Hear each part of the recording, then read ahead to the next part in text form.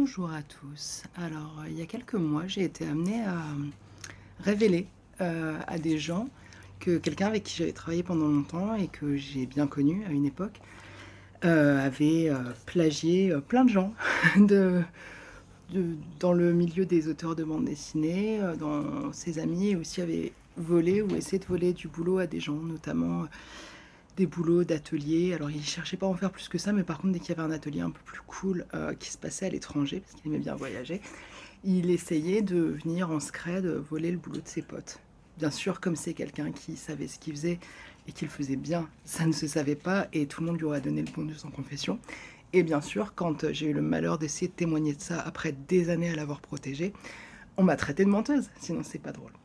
On m'a traitée de menteuse et aussi donc une des personnes qui est directrice de médiathèque, donc ça peut paraître étonnant, m'a dit: «Le plagiat, c'est pas grave».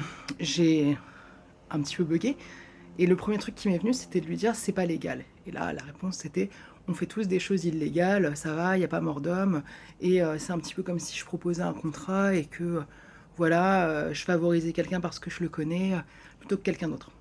Alors non, non, déjà, je m'en fous qu'elle fasse des trucs illégaux dans sa vie enfin et voilà, se débrouille avec sa conscience et avec, ce qu'elle veut. Hem, Par contre, comment dire? Je pense que le plagiat, c'est pas grave, c'est une phrase qui est totalement inentendable, surtout pour quelqu'un qui travaille dans le milieu de la culture et qui est quand même censé savoir un petit peu de quoi elle parle et en fait, je pense qu'on a assez de témoignages, de gens qui sont révoltés par l'IA et par le fait que nos images sont indirectement, prises, volées ou tout ce qu'on veut, pour savoir qu'en fait, c'est grave, c'est très grave et ce qui est encore plus grave, c'est que quelqu'un qui est lui-même artiste, qui sait et qui voit au quotidien ses collègues qui galèrent à trouver du boulot, qui galèrent à garder du boulot, qui galèrent à ce que ça se passe bien, qui galèrent à ce qu'il y ait pas de rupture de contrat. Donc qu'un auteur de bande dessinée qui lui par contre n'avait pas de problème, enfin, qui en tout cas à ce moment, au moment où tout ça s'est passé, hem, avait une carrière très florissante.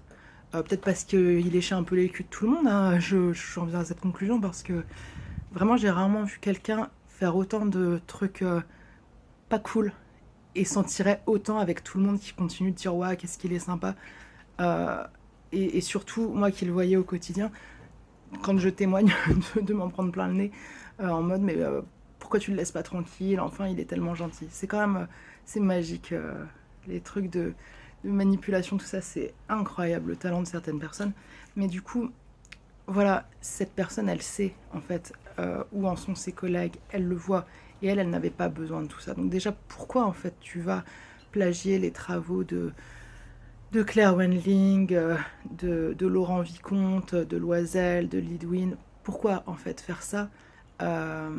Si tu as déjà du talent, ce qui était le cas, pourquoi tu fais ça? Et pourquoi quand tu constates qu'un autre de tes collègues ment, tu le pointes du doigt? Si ce n'est pour dire: «Regardez dans cette direction et pendant ce temps-là, on ne fait pas attention à ce que je fais». Ça questionne, hein, quand même.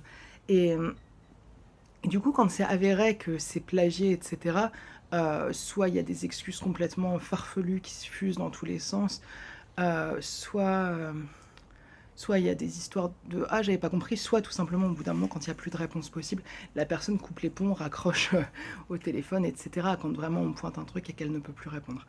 Heu, Bref, c'est comment dire qu'en fait un vol de travail comme ça ou de plagiat entre auteurs, c'est vraiment une des pires choses qu'il peut y avoir parce qu'un autre auteur sait à quel point ce qu'on crée, ça vient de nos tripes, à quel point on a dédié une énorme partie de notre vie à notre travail, à essayer de le faire fleurir, essayer de le faire prospérer, de le faire grandir, et à quel point on galère et à quel point tout peut s'écrouler d'un moment à l'autre.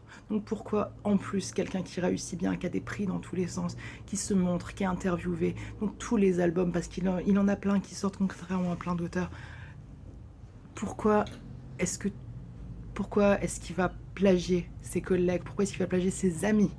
Ses amis surtout. C'est pas des gens qu'il connaissait pas à qui il a fait ces coups-là. Enfin si, entre autres, entre autres, mais ouais, entre autres aussi à ses amis. Et à quelle heure est-ce qu'on peut se permettre de dire, quand on fait partie du milieu de la culture, le plagiat, c'est pas grave? J'aimerais bien avoir un peu des avis parce que, avec tout ce que j'ai entendu sur le plagiat qu'on subit via les IA, qu'est-ce que vous pensez d'un plagiat d'un auteur via ses collègues et ses amis? et ce genre de phrases sorties donc par des gens qui sont censés s'offusquer contre ce genre de pratique et qui nous sortent le plagiat, c'est pas grave. Moi, ça fait des mois là que j'y réfléchis et j'arrive toujours pas à digérer. Donc je me dis peut-être en parler, ça peut être pas mal. Même si on m'a demandé justement de ne pas en parler. Bonne journée.